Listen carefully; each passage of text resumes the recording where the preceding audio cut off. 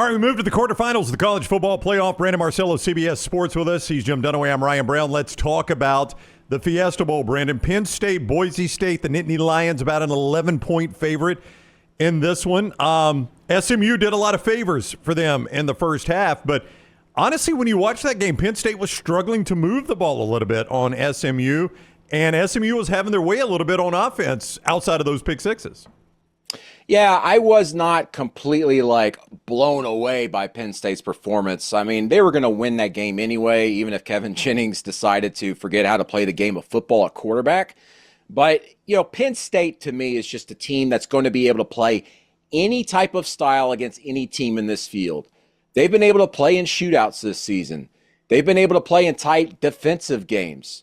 What's really impressed me about Penn State this year is that I know a lot of people go, well, that's a bad win. I hate when people say bad wins, but them going on the road at USC and then on the road at Minnesota late in the season, pulling out wins late and doing so in some weird circumstances where they had to call some plays that James Franklin isn't typically known for, going for it on fourth down, for example, against Minnesota. These are these type of things that no one's really talking about or probably doesn't remember because they weren't watching those games. But this Penn State team just seems different. This isn't like any other team James Franklin's had there, and that's not necessarily because of the personnel. It's because of Franklin's mindset and also the coaching. And with offensive coordinator Andy Kotelnicki there now, and what the things they've done there with him since he's been there coming from Kansas this past year, this is a Penn State team with a different type of attitude about them, a different type of swagger. So I like them. And against anybody in this field this season, they've proven it. It's just that I don't know if they're necessarily going to look like all that impressive or be able to blow the doors off anybody. And in this era, that's fine. That's enough to be able to obviously get you to a championship game. So if I take Ashton Jeanty away, if I'm the defensive coordinator at Penn State and I'm able to take Jeanty and neutralize him, just make him average, does Boise State have anything else to fight back with? No, not really. I hate to say it, but they don't. I mean, here's the other thing. Jeanty at times this season, he's had to miss a series or two and then come back out, which has been fine against these other opponents, but they haven't faced anybody that's top 25 worthy other than UNLV, and they did so twice and beat them twice, which is hard to do. It's hard to beat any opponent twice, but Boise State had some very good matchups just contextually against UNLV that allowed them to win those type of games. I'm not so sure they have any real good matchup at all against Penn State in this game. And I'm not so sure that the final score is really going to show that either in the end. Because as I said, Penn State can play ugly even when they're dominating you, like we saw against SMU. So this might end up being a game that finishes 27-21, 27-23, something like that. And at the very least, it'll probably be more entertaining than what we saw in the first round among all those games.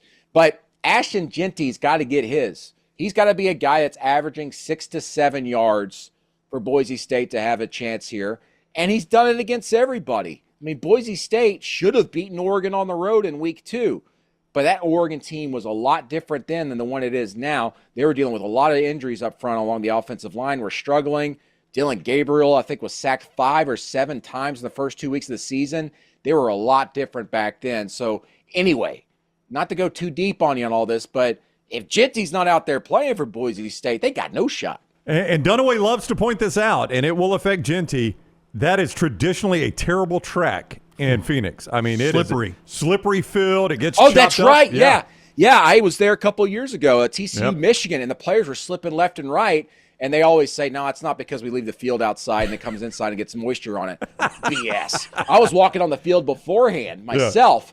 Yeah. As everybody knows, it's actual natural grass that they roll out overnight and then roll back in. And it comes back in. That humidity difference from inside to outside is drastic, going from the desert air, that dry air, to inside. And that field on the outside perimeter, walking around it, there was puddles. Yeah. I was shocked because of so much moisture coming into there because of that. But you're exactly right. I didn't think about that. Not a good track there for Boise State and Ashton Jeanty. Not at all. I first experienced it when it neutralized a great national championship game between Auburn and Oregon, Chip Kelly's Oregon and Cam Newton's Auburn, and nobody could keep their footing, and it neutralized what was going to be a great offensive game. Still worked out for except Auburn. Except for Michael Dyer. Yeah. He had managed to keep himself up on that final run. One good run. That's all it took. And then a kick for the Tostitos. Yep. So Penn State's quarterback, Drew Aller, who's coming back now, I don't know if it's play calling or what, but what he did in the Big Ten, he didn't have to do it against SMU, but now I feel more confident in him because of what he did in the Big Ten championship game. I do too, but he still showed himself. He still showed his ass, so to speak, as we say. I mean, he threw 2 interceptions there late, or at least 1 interception late, when they had a chance to actually go tie the game and make it a game there late in the fourth quarter, and he threw an interception. Like he reverted back to what we've seen in the past, the things that we hate. But then for the entire game before that, he was magnificent. It's still like, man, you're like, wow, this guy looks different, and then he does something like that. But still, they've got an opportunity here because they've shown an ability to play against anybody in any different style.